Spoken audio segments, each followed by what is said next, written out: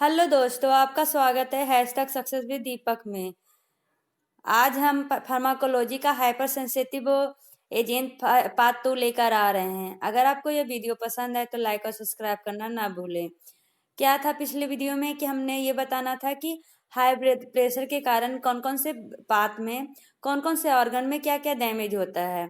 तो जैसे कि हमारा ब्रेन है, ब्रेन में क्या क्या डैमेज होता है। अगर आप ज़्यादा टेंशन लेते हैं तो आपका क्या हो जाएगा, स्ट्रोक हो जाएगा ब्रेन में। कैसे? तो सेरिब्रोवैस्कुलर एक्सीडेंट होकर। इसलिए हमें ज़्यादा टेंशन नहीं करना चाहिए। और क्या हो जाता है, हाइपरटेंसिव इंसेफेलोपैथी हो जाता है। इंसेफेलोपैथी कहने का क्या मतलब कि आप कंफ्यूज होने लगेंगे, आपको हेडेक हो जाएगा और आप कन्वुल्सन हो जाएंगे। इसलिए हमें ज़्यादा टेंशन नहीं लेना चाहिए।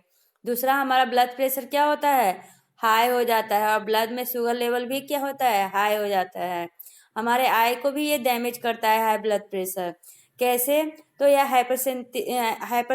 हाइपरटेंसिव रेटिनोपैथी हो जाता है हमारे आई में। ठीक है। और हार्ट को भी बहुत ज़्यादा डैमेज करता है हाई ब्लड प्रेशर के कारण। क्या क्या होता है, तो माइकार्डियल इन्फ्रैक्शन मतलब हार्ट अटैक होने का डर होता है, हार्ट फेलियर होता है। और किडनी को भी ये डैमेज करता है, हाइपरटेंसिव निफ्रोपैथी हो जाता है मतलब क्रोनिक लीनर फेलियर होता है। जब हमें हाई ब्लड प्रेशर के कारण इतने ज़्यादा डैमेजेज होते हैं हमारे बॉडी ऑर्गन को, तो हमें क्यों ब्लड प्रेशर को बढ़ाना। इसलिए हमें इसे कम ही रखना चाहिए। कैसे? ज़्यादा कैफीन यूज नहीं करना चाहिए, ज़्यादा स्ट्रेस नहीं लेना चाहिए। और भी चीज़ें हैं जो हम पढ़ेंगे। ठीक है। हाइपरटेंसिव के कारण हमारे ऑर्गन्स, देखिए अगर हमारा ऐसे मेनली कितना होता है नॉर्मल 120/80, लेकिन अगर 135/85 हो गया तो क्या हो जाएगा, हमारा ऑर्गन डैमेज का चांस 2 टाइम्स बढ़ जाएगा। उसी में 20/10 ऐड कर दीजिए, 20 ऐड कर दिए तो 155/95 अगर बढ़ गया तो कितना टाइम्स बढ़ जाएगा, 4 टाइम्स ज़्यादा हो जाएगा हमारे ऑर्गन का फेल होने के चांसेस। अगर वही 175 to 105 हो गया तो 8 टाइम्स ग्रेटर रिस्क हो जाएंगे। तो ये क्या है, हाइपरटेंशन हमारे लिए बहुत ही ज़्यादा ये डेंजरस है। अब क्या कह रहा है, बेनिफिट ऑफ ट्रीटिंग हाइपरटेंशन। अगर हम हाइपरटेंशन को क्या कर लेंगे, ट्रीट कर लेंगे तो इससे क्या क्या बेनिफिट हो सकता है। तो हमारा मोर्टेलिटी क्या होता है, 20% कम हो जाता है। हमारा क्या है, स्ट्रोक रिड्यूस हो जाता है 42%। कोरोनरी हार्ट डिजीज भी 14% रिड्यूस हो जाता है। कार्डियोवास्कुलर मोर्टेलिटी 33% रिड्यूस हो जाता है। स्ट्रोक 40% रिड्यूस हो जाता है। कोरोनरी आर्टरी डिजीज 15% रिड्यूस हो जाता है। और जो 60 ईयर्स ओल्ड से ज़्यादा ओल्डर हैं उनमें क्या होता है, ज़्यादा हाई रिस्क होता है स्ट्रोक और कोरोनरी डिजीज का, वो भी रिड्यूस हो जाता है। मतलब हमें हाइपरटेंशन को एनीहाउ कम करना ही है। अब क्या कह रहा है कि usual blood pressure threshold value for the initiation of pharmacology treatment of hypertension. मतलब अगर हम फार्माकोलॉजी ट्रीटमेंट करना चाहते हैं हाइपरटेंशन के लिए तो हमारा कितना होना चाहिए बीपी। तो देखिए ये सिस्टोलिक और डायस्टोलिक हाइपरटेंशन के लिए कितना होना चाहिए, ग्रेटर देन 140/90। और वही अगर डायबिटीज और क्रोनिक किडनी डिजीज है तो 130/80। मतलब अगर आपका बीपी 130/80 हो जाए तो आपको क्या लेना चाहिए, फार्माकोलॉजिकली अपना ट्रीटमेंट करवाना चाहिए। ठीक है। अब क्या कह रहा है कि गोल ऑफ थेरेपी, गोल क्या होना चाहिए, गोल क्या है कि हमारा कार्डियोवास्कुलर रिस्क सही हो जाए। This usually require 2 or more drugs and lifestyle changes. इसमें क्या होता है, हमें 2 से ज़्यादा भी ड्रग्स लेने पड़ते हैं और हमारे लाइफस्टाइल को भी चेंज करना पड़ता है। अब क्या कह रहा है, systolic target is more difficult to achieve.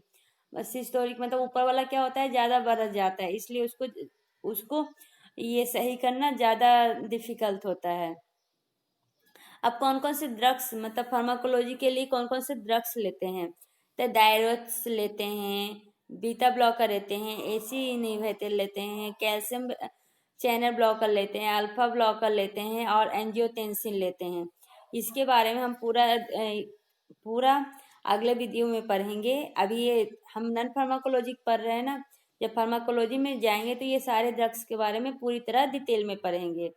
ठीक है। अब डायरेट्स, डायरेट्स क्या है, ये मेनली हम वाटर पिल्स की तरह लेते हैं। इसमें क्या, ये क्या काम करता है, हमारे शरीर से सोडियम को रेड्यूस करता है। And fluid level in the body, sodium नहीं, और ये फ्लूइड लेवल को भी कम करता है, जिससे हमारा ब्लड प्रेशर कम हो जाता है। और ये कैसे कम करता है? हम यूरिनेशन ज़्यादा करवा के। Sometime directs deplete potassium level, कुछ कुछ टाइम क्या होता है कि डायरेक्ट्स के कारण क्या होता है कि हमारा पोटेशियम लेवल भी कम हो जाता है, जिसके कारण हमें वीकनेस आ जाता है, मसल क्रैम्प हो जाता है, टायर्डनेस फील होती है। इसके साइड इफेक्ट के कारण क्या होता है कि हमारा ब्लड शुगर ज़्यादा होता है और यूरिक एसिड लेवल बढ़ जाता है। ठीक है, इसलिए हम इसका यूज कम करते हैं। बट इसका यूज अगर पोटेशियम को डिप्लीट होने से बचाना है तो हमें डायरेक्ट्स में आता है प्रोटीन स्पेयरर, उसका यूज करना चाहिए, वो ड्रग्स का यूज करना चाहिए।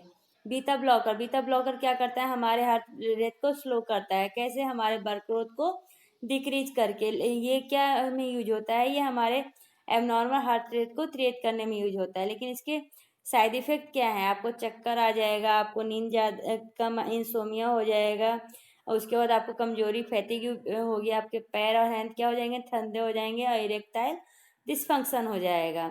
एसी इनहिबिटर क्या है? तो एसी इनहिबिटर जो एंजियोटेंसिन 1 को एंजियोटेंसिन 2 में कन्वर्ट होने से रोकता है, उसी को कहते हैं एसीई इनहिबिटर, जो रिड्यूस करता है बॉडी लेवल ऑफ एंजियोटेंसिन 2। ठीक है, कैसे? तो एसीई कन्वर्टेज को रोक कर। ठीक है, this means that arteries are more open and the blood pressure is lower. ये क्या कर देता है? हमारे आर्टरीज को डायलेट कर देता है, जिसके कारण हमारा ब्लड प्रेशर रुक जाता है। मेन साइड इफेक्ट कौन सा है इसका? तो स्किन रैश। ठीक है, अब हमारा बीटा ब्लॉकर का मेन साइड इफेक्ट क्या था? तो डिजीनेस। और उसके बाद एसी इनहिबिटर का साइड इफेक्ट, मेनली ड्रग्स का हमें क्या याद रखना चाहिए? तो साइड इफेक्ट याद रखना चाहिए, स्किन रैश होता है। हमें साइड इफेक्ट याद रखना चाहिए कि अगर किसी को एलर्जी है, तो अगर स्किन रैशेज हुए हुए हैं तो उसको एसी इनहिबिटर नहीं दे सकते। इसलिए हमें सबसे पहले ड्रग्स देने के पहले उनसे ये पूछना चाहिए कि आपके ये एलर्जी है कि नहीं है, ताकि वो साइड इफेक्ट को देखते हुए वो ड्रग्स को दे सकें। अब क्या है? एंजियोटेंसिन रिसेप्टर ब्लॉकर, ये क्या करता है? Prevent the action of angiotensin 2 on the arteries stay more open and blood pressure is lowered. अब क्या कह रहा है? इसके साइड इफेक्ट क्या है? तो चक्कर आएगा, मसल क्रैम्प होंगे, इंसोमिया आएगा, इलिवेटेड पोटेशियम लेवल बढ़ जाएगी। अब कैल्शियम चैनल ब्लॉकर क्या है? जो कैल्शियम चैनल ब्लॉकर है, ये क्या करता है? रिड्यूस करता है movement of calcium into the heart, जिसके कारण क्या होता है?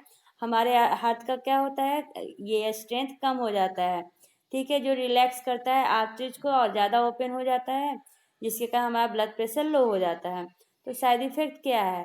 हाथ का पल्पिटेशन क्या हो जाएगा? कम हो जाएगा, डिजीनेस आने लगेंगे, स्वेलन एंकल हो जाएगा, और कॉन्स्टिपेशन हो जाएगा। कैल्शियम हमेशा दूध के साथ लेना चाहिए, और जब कैल्शियम ले रहे हैं तो अल्कोहल और ग्रेप फ्रूट नहीं लेना चाहिए। अब और भी मेडिकेशन ले सकते हैं, जैसे कि alpha blocker, vasodilator, central alpha angiotensin. ये सब के साइड इफेक्ट क्या है? आपका पल्स क्या हो जाएगा? फास्ट हो जाएगा, पल्पिटेशन हो जाएंगे, डायरिया होगा और हेडेक होंगे। ठीक है, अब कैसे आप असिस्ट कीजिएगा? तो assist your parents to adhere. कैसे ये अपने पेशेंट को क्या करना चाहिए? टीच करना चाहिए कि कैसे वो पिल्स को ले रेगुलरली शेड्यूल के अनुसार। ठीक है, और उस simply medication regimen using long acting once daily dosing. उन्हें बताना चाहिए कि हर दिन लेना चाहिए, जो क्या करे? लॉन्ग एक्टिंग हो। और उन्हें क्या करना चाहिए? फिक्स डोज कम्बिनेशन पिल्स देना चाहिए। या क्या करना चाहिए? उन्हें पैकेजिंग मतलब एक अच्छे से तैयार करके देना चाहिए, और पेशेंट को अच्छी तरह समझाना चाहिए कि ये पिल्स ऐसे लेना है, वो पिल्स ये लेना है, ताकि वो पेशेंट अच्छी तरह से उसे समझ जाए और उसे यूज करें। दूसरा क्या? Get more involve in their treatment. उन्हें ये समझाना चाहिए कि हमारा जो ये हाइपरटेंशन है, ये कितने डेंजरस हो सकता है हमारे शरीर के लिए, इसलिए वो हमेशा रेगुलर ट्रीटमेंट करवाते रहें, और अपने आप को मॉनिटरिंग करते रहें कि आपका ब्लड प्रेशर सही नीचे जा रहा है कि नहीं जा रहा है। ठीक है, अब क्या कह रहे हैं? लाइफ स्टाइल में क्या मैनेजमेंट करना चाहिए? तो आपको डेली एक्सरसाइज करना चाहिए, हेल्दी फूड खाना चाहिए, मेडिकेशन लेना चाहिए। ठीक है, अब क्या हो रहा है देखिए, क्या हेल्दी डाइट लेना चाहिए, रेगुलर फिजिकल एक्सरसाइज करना चाहिए, लो अल्कोहल खाना चाहिए।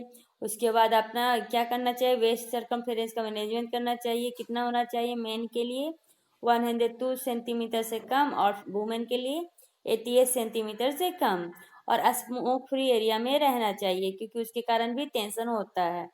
अब क्या कह रहा है, डाइट, डाइट में क्या क्या लेना चाहिए, लो सोडियम लेना चाहिए। ठीक है, अगर आप डाइट ले रहे हैं तो ये कितना है, half spoon, half half 1500 mg daily intake enough है। और फ्रेश फ्रूट खाना चाहिए, वेजिटेबल खाना चाहिए, लो फैट खाना वाला खाना खाना चाहिए। ठीक है, अब क्या कह रहा है, डैश डाइट लेना चाहिए। डैश डाइट का क्या मतलब है, dietary approaches to stop hypertension, ऐसा डाइट लेना चाहिए जो हाइपरटेंशन को स्टॉप करे। वही अभी पढ़ा था, जैसे कि ज़्यादा vegetable, fruits, whole grain, low fat, dairy, ये सब ज़्यादा खाना चाहिए। It can also help to reduce your intake of sodium. ठीक है, अब फिजिकल एक्टिविटी में क्या करना चाहिए, फिट देखना चाहिए। एक्सरसाइज फ्रीक्वेंसी, एक्स इंटेंसिटी, तीसरे टाइम, तीसरे टाइप। फ्रीक्वेंसी कितना होना चाहिए, 4 to 7 डेज पर वीक होना चाहिए। इंटेंसिटी कैसा होना चाहिए, मॉडरेट होना चाहिए। Time 30 to 60 minute. टाइप कैसे, डायनेमिक एक्सरसाइज करना चाहिए, वॉकिंग, जॉगिंग, साइकिलिंग और नॉन कम्पिटिटिव स्विमिंग करना चाहिए। वेट लॉस भी बहुत जरूरी है, अभी पढ़ा था ऊपर। सरकमफेरेंस कितना रहना चाहिए, less than 102 for man and less than 88 centimetre for women. ठीक है, अल्कोहल इंटेक भी कम करना चाहिए, हमने ऊपर ही पढ़ा था कि बियर कितना, बियर कितने, मैन 2 ड्रिंक ले सकते हैं और वुमेन कितने 1 ड्रिंक ले सकते हैं। ठीक है, और मैन क्या है, मैक्सिमम 14 स्टैंडर्ड ड्रिंक ले सकते हैं और वुमेन 9 ड्रिंक ले सकते हैं। ठीक है, जैसे कि हमने पढ़ा था कि बियर को कितने लेना चाहिए, तो 12 आउंसेज लेना चाहिए, वाइन 5 आउंसेज लेना चाहिए। अगर आप 80 स्पिरिट ले रहे हैं तो 1.5, अगर आप 100% आउंसेज ऑफ स्पिरिट ले रहे हैं तो 1 लेना चाहिए। अपने स्ट्रेस को मैनेजमेंट करना चाहिए, जिससे कैसे, अपने बिहेवियर को मॉडिफाई कर कर। और क्या करना चाहिए, अच्छी तरह से एक्सरसाइज करना चाहिए, योगा करना चाहिए, जिससे क्या हो, आपका स्ट्रेस लेवल कम हो। ठीक है, अब यही बता रहा है कि क्या क्या इसके हेल्दी हैं। अगर आप अपना ब्लड प्रेशर सही रखेंगे और स्ट्रेस कम लेंगे तो आपके बॉडी ऑर्गन जल्दी डैमेज नहीं होंगे, जिससे आपका लाइफ स्टाइल भी अच्छा रहेगा और आप भी खुश रहिएगा। अब अगले वीडियो में हम क्या लेके आएंगे, फार्माकोलॉजी कैसे ट्रीटमेंट किया जाता है हाइपरटेंशन का, वो लेके आएंगे। तब तक के लिए bye bye, take care, see you.